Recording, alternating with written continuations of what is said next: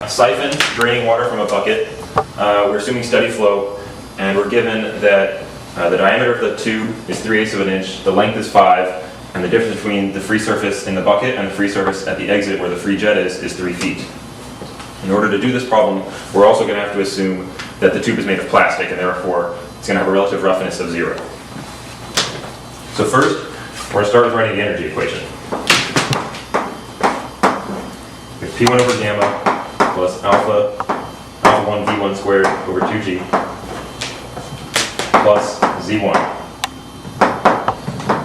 equals P2 over gamma plus alpha 2 V2 squared over 2G plus Z2 plus head loss. Now notice that we have free surfaces, we can get rid of our pressure terms, and since we have a reservoir, we can get rid of this velocity term, and if we assume the datum is at the free jet, we can get rid of Z2.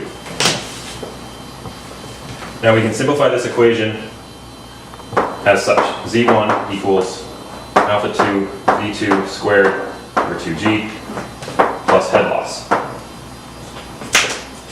And head loss, for this case, since the only thing we have is friction loss, we have our friction head loss equation.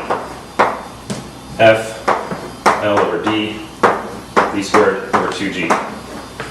Now that we have our head loss term, we can sub this into this equation and start putting in values that we know. 3 feet for Z1 equals friction factor times 5, which is L, over D, which is 3/8 over 12,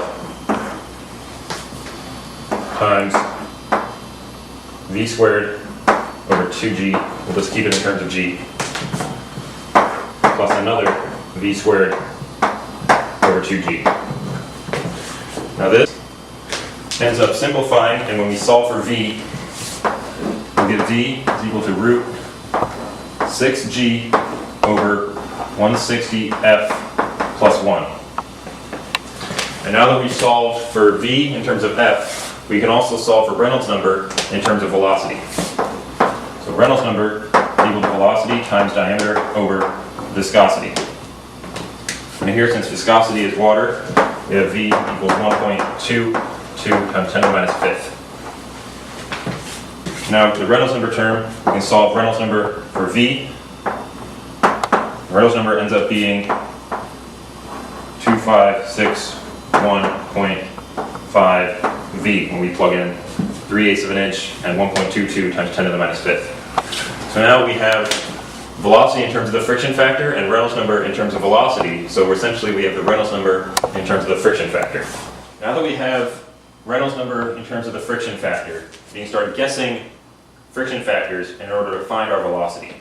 Now what we're looking for is when the friction factor that we guess matches up to the Reynolds number that we get from reading off the Moody diagram.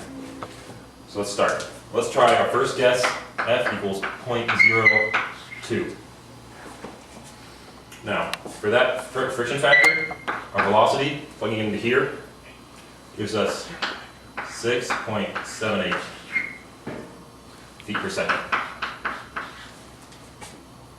And then this gives us a Reynolds number, plugging in here, of about 1.7 times 10 to the fourth.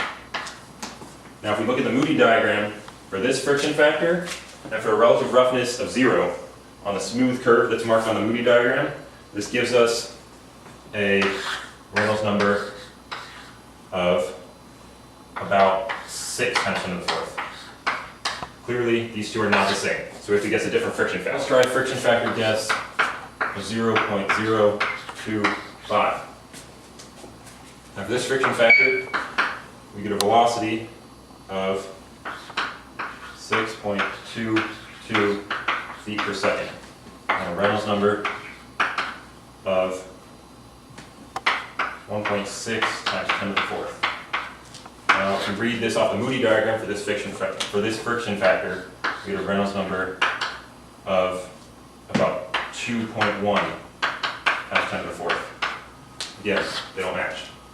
Let's try a third friction factor, this time 0.027. So the velocity 6.03 feet per second.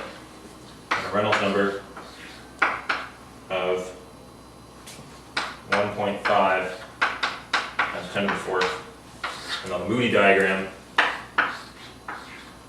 we again get a Reynolds number, finally, of 1.5 times 10 to the fourth. Now these match, meaning that this is the velocity that we want to use to calculate our flow rate. Now, Q equals 6.03 times 3/8 of an inch over 12 squared times pi over 4, and that equals 4.6 times 10 to the negative third cubic feet per second.